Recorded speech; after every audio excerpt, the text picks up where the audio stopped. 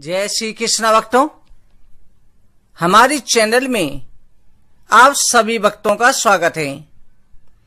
भक्तों, पितर पक्ष की पौराणिक कथा के अनुसार जोगी तथा भोगी दो भाई थे। दोनों अलग अलग रहते थे। जोगी धनी था, भोगी निर्धन था। दोनों में परस्पर बड़ा ही प्रेम था। जोगी की पत्नी को धन का अभिमान था, किंतु भोगी की पत्नी बड़ी सरल हृदय की थी। पितर पक्ष आने पर जोगी की पत्नी ने उसे पितरों का श्राद्ध करने के लिए कहा।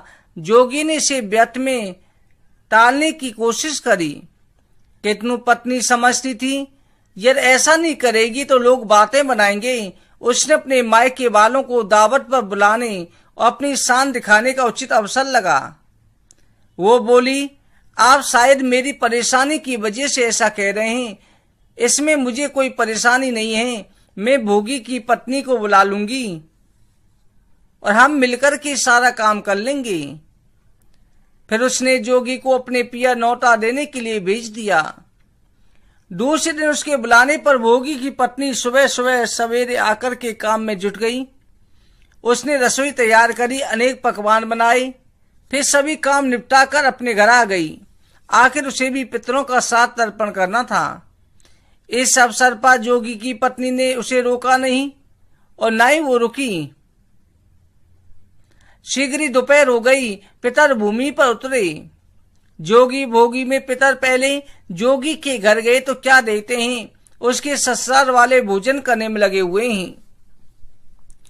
पितरों के लिए कुछ भी नहीं निकाला। निराश होकर के वो भोगी के यहाँ गए। वहां क्या था, मात पितरों के लिए एक अंगारी निकाल रखी थी।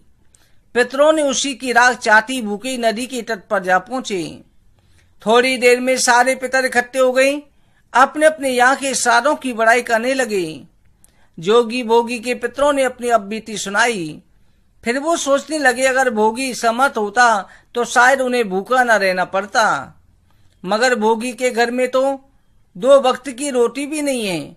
यही सोचकर उन्हें भोगी पर दया आ गई। अचानक वो नाच नाच कर गाने लगी, भोगी के घर धन हो जाए, भोगी के घर धन हो जाए। सांझ होने को आई। भोगी के बच्चों को कुछ खाने को नहीं मिला था। उन्होंने माँ से पूछा, माँ भूख लगी है। तब उनकी माँ ने टालने के लिए भोगी की पत्नी ने कहा, जाओ आंगन में हौदी ओंदी रखी है, उसे जाकर के खोल लो, कुछ मिल जाए बांट कर खा लेना। बच्चे वहां गए तो क्या देखते हैं, हौदी मोरों से भरी पड़ी है। दौड़ी दौड़े माँ के पास पहुंचे, सारी बातें बताई। आंगन में आकर भोगी की पत्नी ने सब कुछ देखा, हैरान रह गई। इस प्रकार भोगी भी धनी हो गया, मगर धन पाकर वो घमंडी नहीं हुआ। दूसरी साल पितर पक्ष आया। श्राद्ध के दिन भोगी की स्त्री ने 56 प्रकार के व्यंजन बनाए। ब्राह्मणों को बुलाकर के श्राद्ध किया, भोजन कराया, दक्षिणा दी। जेठ जेठानी को सोने चांदी के बर्तन में भोजन कराया। पितर बड़े तृप्त हो गए और पितरों की कृपा से उसका घर धन दान संतान से भर गया।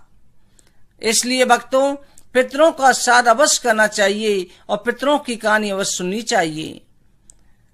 बोलो पिता देवता की जय।